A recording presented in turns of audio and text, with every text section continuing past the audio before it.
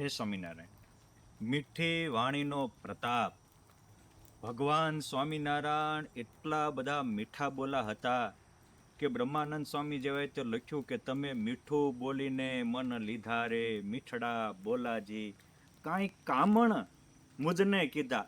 શેના કામણ? વાણીના કામણ. એટલે સંતો કહે છે કે હિતમ મનોહારિચ દુર્લભમ વચઃ. હિતકારી અને પ્રિય બોલનારા માણસો દુર્લભ છે. એ હિતકારી ને પ્રિય બોલનારા માણસોનું મૂર્તિમાન સ્વરૂપ એટલે ભગવાન સ્વામિનારાયણ. સાંભળો અલૌકિક પ્રસંગ. ચેષ્ટામાં પ્રેમાનંદ સ્વામી કહે છે કે હેત કરીને રે બોલાવે બહુ વાલો. ભગવાન સ્વામિનારાયણ એકવાર વડતાલથી વિચરણ કરતા ગાંફ ગામના ગોંદરે આવ્યા. ઘોડાને પાણી પાતા ત્યાં ગાંફના ગોવિંદ પટેલ આવીને કહે છે, પ્રભુ મારે આંગણે પધારો અને મારું ઘર પાવન કરો. એ જ વખતે ભગવાન સ્વામિનારાયણ એમના પ્રેમ ભર્યા આવકારને આદર આપી ગોવિંદ પટેલના ઘરે ગયા. પટેલે ખાટલા ઢાળી દીધા અને ઘરમાંથી સારા ગાડલા ગોદડા લેવા ગયા. ત્યાં પટલાણીનો મગજ ગયો કે આ પટેલ તો હાથ જોડીને વિનમ્ર ભાવે કહેતા હતા કે આપણા ઘરે ભગવાન સ્વામિનારાયણ પધાર્યા, પરમહંસો પધાર્યા, મહારાજના મુક્ત જેવા દાદા ખાચર, સોમલા ખાચર, ભગુજી જેવા સખાઓ આવ્યા છે, થોડુંક આગતા સ્વાગત. મહારાજ પીટ્યા કે જ્યારે જા ત્યારે ગામના ગોંજરી ગમે બોલાવતો આવે કે નથી દેવા, બહાર નીકળ, નકર કે આ ધોકો જોયો છે. પટેલ કાંઈ પણ બોલ્યા વગર સીધા જ બહાર આવી આવ્યા. અને બાપ હાઈ કમાન્ડમાં હુકમ થાય ત્યારે ભલ ભલાને પછી હાથ જ જોડવાના હોય. શ્રીજી મહારાજના ઢોલિયા પાસે આવીને બેસી ગયા. મહારાજ કે શું થયું? કે મહારાજ ઘરનું થોડુંક કલોગું છે. એક સેકન્ડમાં મહારાજ બધું જ સમજી ગયા. તમે જો તો ખરા પુરુષોત્તમ નારાયણ કેટલું સવળું લેનારા છે, કેવા ભક્તના બગડેલા કાજને સુધારનારા છે. અને એટલે ભગવાન સ્વામિનારાયણે તરત જ ઊભા થયા અને ઘરમાં જઈ દરવાજો ખોલી. બેન તો આમ હોગ્યું મોઢું કરીને બેઠા હતા. હવે વારો પાડવો છે આવા વિચારતા હતા, ખોટા વિચારમાં હતા. પણ મહારાજે ત્યાં જઈને કીધું કે ઓહો, આ તો પછા ગામના કેશવ પટેલની દીકરી, અને કેશવ પટેલની દીકરી એટલે મારી દીકરી, અને આ અમારી પૂરી એટલે તો બધાને એકદમ લાલ લડાવનારી. કેમ છે? એના બાપા કોણ? કેશવ પટેલ. ગામમાં આવેલા આખાને એનો ઘર એ તો ઉતારો હતો.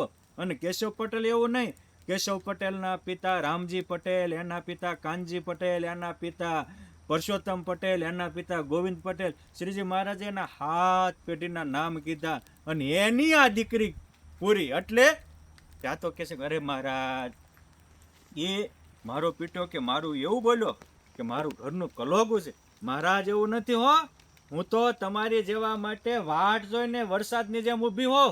અને તમે આવ્યા તરત જ પટ લઈને ઊભા થયા અને ઊભા થઈ અને ભગવાન સ્વામિનારાયણને બેસવા માટે પટારામાંથી નવા ગાડલા ગોદડા કાઢી આપ્યા, બીજા ઢોલિયા પાથરી આપ્યા. મહારાજ થોડી વાર બેહો, હમણે હું મારી બેનપણીઓને બોલાવીને સરસ મજાની રસોઈ તૈયાર કરાવી આપું.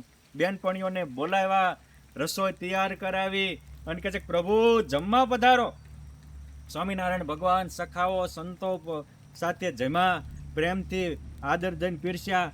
પછી હાલતા ત્યાં, બેટા દીકરી હવે તમારી રજા લઈએ.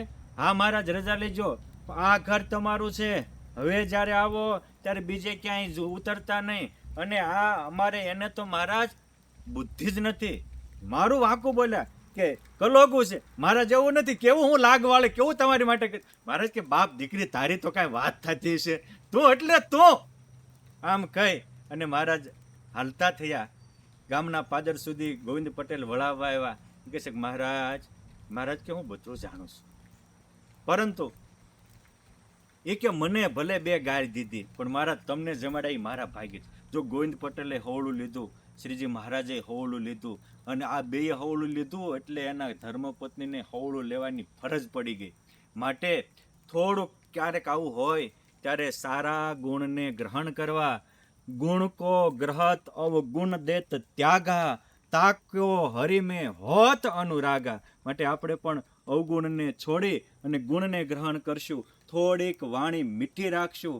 ગુજરાતી કહેવત છે, જેની વાણી મીઠી તેની સર્વત્ર ચાલે ચિઠ્ઠી, અને જેની આંખમાં અમી એને આખી દુનિયા નમી. માટે વેરઝેર છોડી મીઠું વાણી બોલી અને ભગવાનના ભક્ત થયા છીએ, તો ભગવાન જેવા ગુણને ગ્રહણ કરી આપણે પણ આપણા પરિવારની એકતા ઈચ્છીએ, સમાજની એકતા ઈચ્છીએ, દેશની એકતા ઈચ્છીએ, અને આપણા આત્માની પરમાત્મા સાથેની પણ એકતા ઈચ્છીએ. એ શક્તિ ભક્તિ આપણામાં આવી પ્રભુના પાવન ચરણોમાં પ્રાર્થના.